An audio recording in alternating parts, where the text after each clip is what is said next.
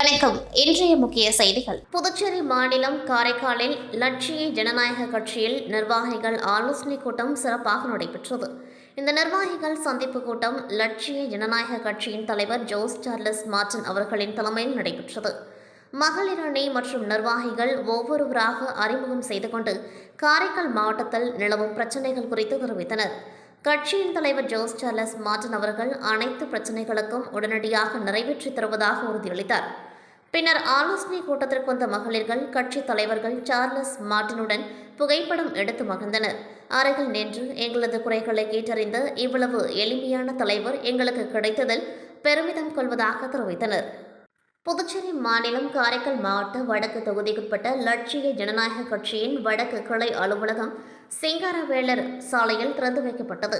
மாநில பொதுச் செயலாளர் வழக்கறிஞர் முருகானந்தம் ஏற்பாட்டில் நடைபெற்ற இவ்விழாவில் கட்சியின் தலைவர் ஜோஸ் சார்லஸ் மார்டின் குத்துவிளக்கேற்றி அலுவலகத்தை திறந்து வைத்தார். இதனைத் தொடர்ந்து அவருக்கு மலர் மாலைகள் அணிவித்து பரிவட்டம் கட்டி சிறப்பான வரவேற்பு அளிக்கப்பட்டது. இந்நிகழ்ச்சியில் ஏராளமான மகளிர்கள் உற்சாகமாக பங்கேற்றது குறிப்பிடத்தக்கது. விழாவைத் தொடர்ந்து தலைவர் ஜோஸ் சார்லஸ் மார்டின் அவர்களிடம் பொதுமக்களிடம்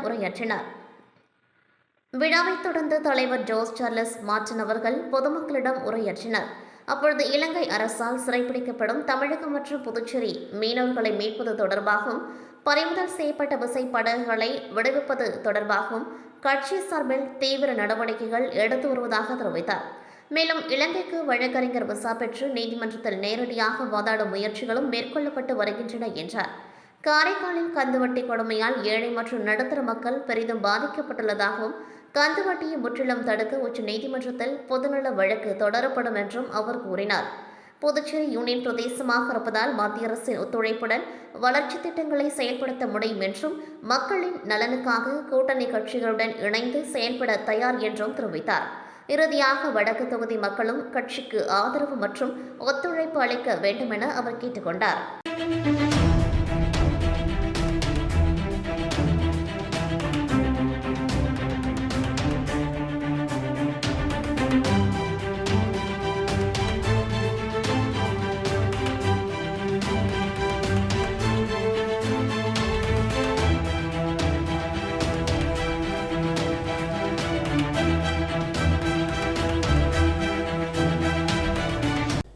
என்ஆர் காங்கிரஸ் பிஜேபி கூட்டணி அமைத்து கடந்த 5 ஆண்டு காலமாக மாநிலம் முழுவதும் அடிப்படை வசதிகள் பொதுமக்களின் அரசு திட்டங்கள் அனைத்தையும் நிறைவேற்றியுள்ளது. இந்த அரசு அதன் ஒரு பகுதியாக எதிர்வரும் சட்டமன்ற தேர்தலை கருத்தில் கொண்டு இந்திராநகர், உருளைன்பேட்டை, ராஜ்பவன், நெல்லித்தோப்பு, அரியங்குப்பம் உட்பட பல்வேறு இடங்களில் பொதுமக்களின் அடிப்படை பிரச்சினைகளான வாய்க்கால், சாலைகள் உட்பட பல்வேறு பிரச்சினைகளை தீர்வு காணும் வகையில் ஒரே நாளில் சுமார் 50 கோடி மதிப்பீட்டில் அனைத்து பணிகளுக்கும் பூமி பூஜை செய்து பணிகளை துவக்கி வைத்தார். முதலமைச்சர் ரங்கசாமி நிகழ்ச்சியில் பொதுப்பணித்துறை அமைச்சர் லட்சுமி நாராயணன், அரசு கொறடா ஆறுமுகம், அமைச்சர் ஜான்குமார், சட்டமன்ற உறுப்பினர்கள் நேரு, பாஸ்கர், ரிச்சர்ட் ஜான்குமார் மற்றும் துறை சார்ந்த அதிகாரிகள் உட்பட பலரும் கலந்து கொண்டார்கள். புதுச்சேரி அரசு கால்நடைத்துறை சார்பில் தாவரவியல் பூங்காவில் நாய் மற்றும் பூனை கண்காட்சி நடைபெற்றது. இந்த கண்காட்சியில் லேப்ரடர், பொமேரியன், ஹன்சி, டஸ்கண்ட், டால்மேசன், டாபர்மேன், நாட்டு வகை நாய்கள் உட்பட 21 வகையான நாய்களும், பெர்சியன் உள்ளிட்ட பல்வேறு வகை பூனைகளும் பங்கேற்றன. இந்த கண்காட்சியில் நாய்களுக்கு நடைபயிற்சி, கட்டளைக்கு கீழ்ப்படிதல், பராமரித்தல் உள்ளிட்ட பல்வேறு பிரிவுகளில் போட்டிகள் நடைபெற்றது. இந்த போட்டியில் வெற்றி பெற்ற நாய்களின் உரிமையாளர்களுக்கு பரிசுகள் வழங்கப்பட்டது. குறிப்பாக சிட்டி என்ற நாய் அனைத்து பிரிவுகளிலும் முதல் பரிசை தட்டி சென்றது. இதற்கான பரிசளிப்பு விழாவில் கால்நடைத்துறை அமைச்சர் தேனி ஜெயக்குமார், சட்டமன்ற உறுப்பினர் அனிபால் கென்னடி கலந்து கொண்டு பல்வேறு பிரிவுகளில் பரிசுகளை வென்ற போட்டியாளர்களுக்கு பரிசுகளை வழங்கி பாராட்டு தெரிவித்தனர். இந்த விழாவில் துறையின் செயலாளர் யாசிம் முகமது சௌத்ரி மற்றும் பலர் கலந்து கொண்டார்கள். மேலும் நாய் மற்றும் பூனைகள் கண்காட்சியில் பங்கேற்ற பொதுமக்கள் தங்களுக்கு பிடித்த நாய் மற்றும் பூனையுடன் புகைப்படம் எடுத்து மகிழ்ந்தனர்.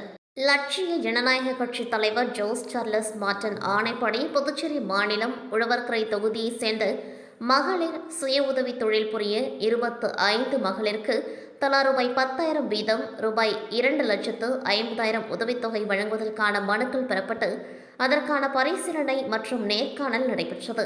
லட்சிய ஜனநாயக கட்சி மாநில மகளிர் அணி தலைவி பிரபாதேவி வீரராகு தலைமையில் மேரி உழவர்கரை சிவசக்தி நகரில் உள்ள பிரபாதேவி இல்லத்தில் நடைபெற்ற நேர்காணலில் 2026 ஜனவரி மாதத்திற்கான விண்ணப்பங்கள் வழங்கியவர்கள் கலந்து கொண்டார்கள்.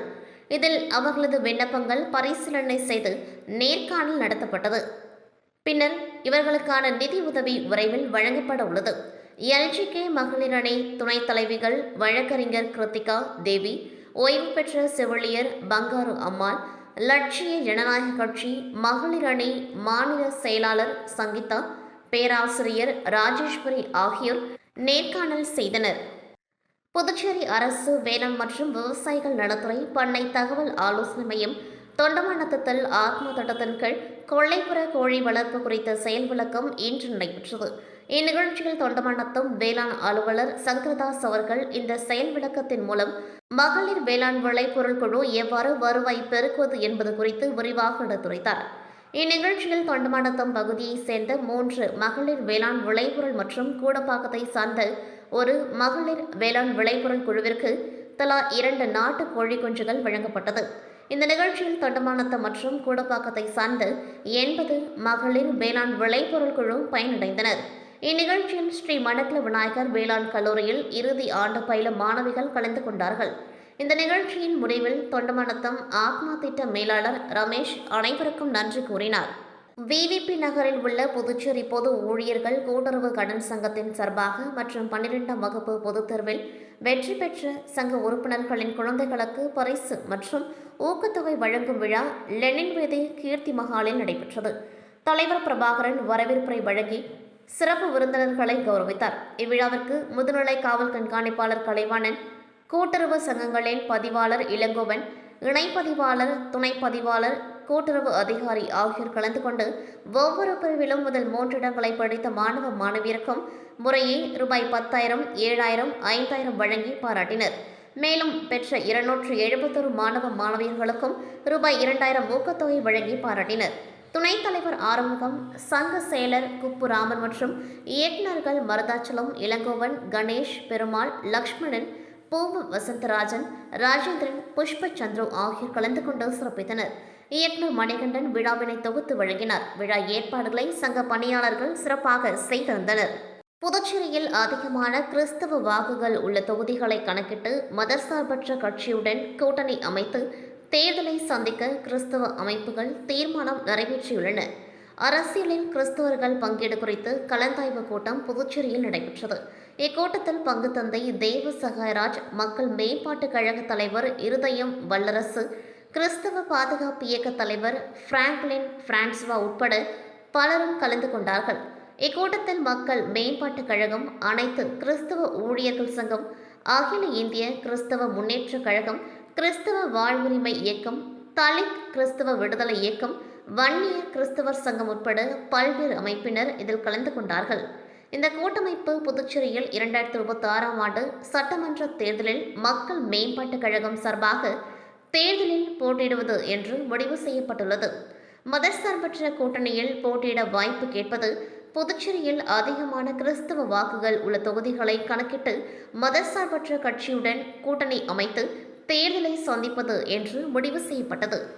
உழவர்கரை தொகுதியை சேர்ந்தவர் முனைவர் அருள் செழியன். மூத்த இணைய குற்ற அச்சுறுத்தல் பாதுகாப்பு ஆலோசகரான இவர் சுமார் 15 ஆண்டுகளாக சமூக சேவையில் ஈடுபட்டு வருகின்றார். இவர் கடந்த 15 ஆண்டுகளுக்கு மேலாக அன்பு ஆத்ரேயா அறக்கட்டளை சார்பாக பல்வேறு நலத்திட்ட உதவிகளை பொதுமக்களுக்கு செய்து வருகின்றார். இந்நிலையில் உழவர்கரை தொகுதிக்குட்பட்ட புதுநகர் பகுதியில் தனது அன்பு ஆத்ரேயா அறக்கட்டளை அலுவலகம் அமைக்கப்பட்டு அதன் திறப்பு விழா விமர்சையாக நடைபெற்றது. இதில் சுமார் 50க்கும் மேற்பட்டவர்களுக்கு மிதிவண்டி, பெண்களுக்கு தையல் இயந்திரம், சிறு தொழில் செய்வதற்காக சிற்றுண்டி வாகனம் உட்பட பல்வேறு வகையில் பொதுமக்களுக்கு நலத்திட்ட உதவிகள் வழங்கப்பட்டது.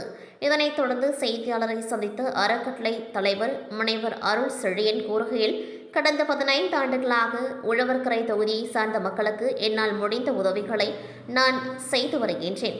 தொகுதியில் பொதுமக்களின் அடிப்படை பிரச்சினைகள் தேவைப்படுகின்றது. ஆனால் இங்கு எவ்வித முன்னேற்பாடுகளும் இல்லாமல் இருப்பதால் மக்கள் மிகவும் சிரமத்திற்கு உள்ளாகின்றனர்.